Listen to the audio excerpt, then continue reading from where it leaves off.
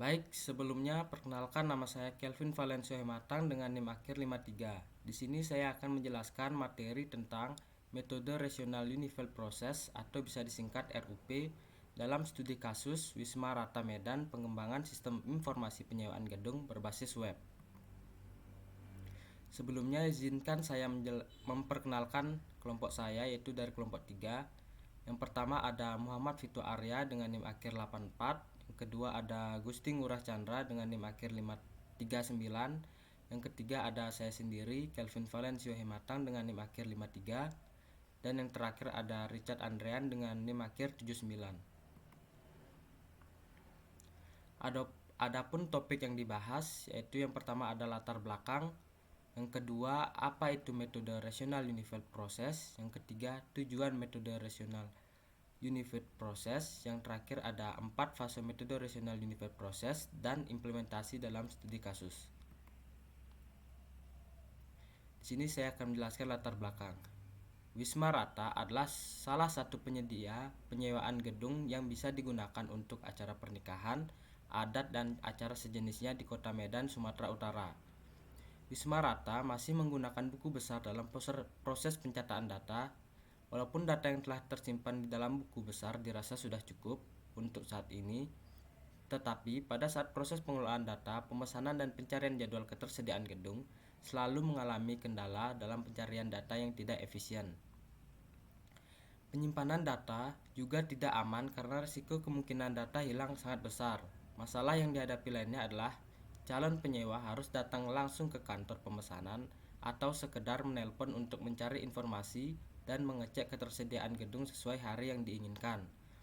Dikarenakan permasalahan itu, diberikan solusi sebuah sistem informasi penyewaan gedung yang dapat membantu proses pemesanan penyewaan gedung, pengecekan ketersediaan gedung, penyimpanan data pemesanan, dan perekapan data pemesanan. Penelitian pengembangan sistem informasi ini dilakukan melalui pendekatan RUP atau disingkat Rational Unified Process. Nah, apa itu RUP? Akan dijelaskan oleh teman saya. Terima kasih. Perkenalkan, nama saya Gusti Ngurah Chandra dengan NIM akhir 39.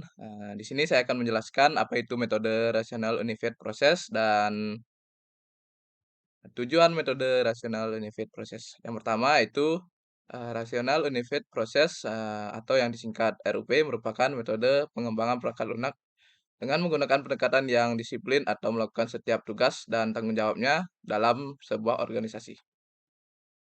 Yang kedua yakni tujuan metode rasional unified process. Tujuan dari metode RUP itu sendiri adalah, untuk, dapat menjamin produksi berkualitas tinggi dan memenuhi semua kebutuhan pihak yang berkepentingan, termasuk waktu dan biaya sesuai dengan rencana yang telah disepakati sebelumnya. Untuk materi selanjutnya akan dijelaskan oleh teman saya. Terima kasih. Perkenalkan, nama saya Richard Andrian dan sekarang saya akan menjelaskan 4 fase dalam metode RUP dan implementasinya. Yang pertama adalah fase insepsi. Fase insepsi adalah tahap pertama dalam pengembangan RUP. Fase insepsi bertujuan untuk melakukan pemodelan proses bisnis dan serangkaian analisis kebutuhan dalam sistem yang nantinya akan dikembangkan. Hasil dari fase ini adalah pemodelan proses bisnis as is dan to be, analisis kebutuhan, pemodelan use case diagram, dan activity diagram. Implementasi dalam fase insepsi ini ada 2 proses bisnis to be yang dapat mempermudah aktivitas analisis kebutuhan, menghasilkan 11 fitur, 28 kebutuhan fungsional dan 1 kebutuhan non-fungsional. Dari hasil spesifikasi kebutuhan tersebut akhirnya menghasilkan 27 use case. Use case diagram menghasilkan use case skenario dan activity diagram untuk masing-masing use case. Berikut adalah gambarnya. Yang pertama adalah use case diagram, selanjutnya ada activity diagram, dan yang terakhir adalah sequence diagram. Selanjutnya fase elaborasi. Fase elaborasi adalah merupakan fase kedua dari pengembangan metode RUP. Fase elaborasi bertujuan untuk melakukan perancangan atau arsitektur desain dari sistem yang akan dikembangkan. Hasil dari fase ini nantinya berupa sequence diagram, kelas diagram, physical data model, perancangan antarmuka, dan perancangan algoritma. Implementasi pada fase elaborasi menghasilkan perancangan model interaksi objek yang divisualisasikan dalam sequence diagram. Perancangan model objek yang divisualisasikan dalam kelas diagram, perancangan pemodelan basis data fisikal data model, dan perancangan antarmuka sistem. Dalam beberapa rancangan algoritma pseudocode terdapat iterasi pada fase ini, yang menyebabkan penambahan pada analisis kebutuhan menjadi 12 fitur dan 32 kebutuhan fungsional. Berikut adalah gambarnya. Yang pertama ada diagram kelas controller. Selanjutnya diagram kelas model pemesanan model. Dan yang terakhir ada perancangan basis data. Perkenalkan, nama saya Muhammad Fito Arabdisa dengan NIM 84. Di sini saya akan menjelaskan tentang fase konstruksi. Fase konstruksi adalah fase ketiga dalam pengembangan sistem metode RUP. Fase konstruksi bertujuan untuk mengimplementasikan sistem berdasarkan perancangan yang sudah dilakukan pada fase sebelumnya. Fase ini menghasilkan implementasi sistem informasi berbasis web, serta hasil pengujian sistem yaitu dengan compatibility testing dan validation testing. Fase konstruksi menghasilkan sebuah sistem berdasarkan perancangan pada fase elaborasi. Pada fase konstruksi, pengujian sistem dilakukan dengan pengujian validation testing terhadap beberapa fungsi utama dengan menghasilkan pengujian valid dan sesuai dengan spesifikasi atau kebutuhan pengguna.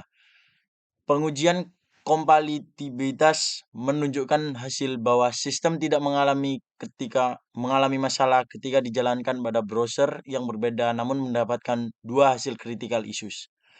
Disebabkan karena tidak diaktifkannya fungsi SSL atau Secure Short Layer. Dan satu masalah major karena penulisan CSS dan penggunaan versi CSS belum didukung pada browser Internet Explorer. Di sini saya menjelaskan tentang gambarnya. Gambar pertama ada implementasi antarmuka bagian pemesanan, kedua antarmuka beranda, yang ketiga ada compatibility testing pada aplikasi short site, dan lanjut kita menjelaskan tentang fase transisi. Fase transisi adalah fase deployment atau instalasi sistem. Fase transisi merupakan tahap pelatihan user, pemeliharaan dan pengujian sistem apakah sudah memenuhi harapan user. Pada fase ini dilakukan pengujian user accept testing atau UAT. Fase sistem ini yang telah dibuat atau dilakukan transisi kepada pemangku kepentingan dan penggunaan serta dilakukan user acceptance testing. Tes penerimaan pengguna bertujuan untuk menentukan penilaian penerimaan pengguna dalam sistem informasi penyewaan gedung yang digunakan. UAT dilakukan melalui kuesioner atau pertanyaan berdasarkan 4 karakteristik yaitu kinerja, kegunaan, koreksi fungsional, dan integritas. Pada user acceptance testing terdapat 4 kasus yang diuji untuk 3 faktor sistem di mana aktor pemilik menghasilkan 91 sangat setuju, aktor manajer menghasilkan 81 sangat setuju, dan aktor penyewa menghasilkan 93% sangat setuju. Terima kasih.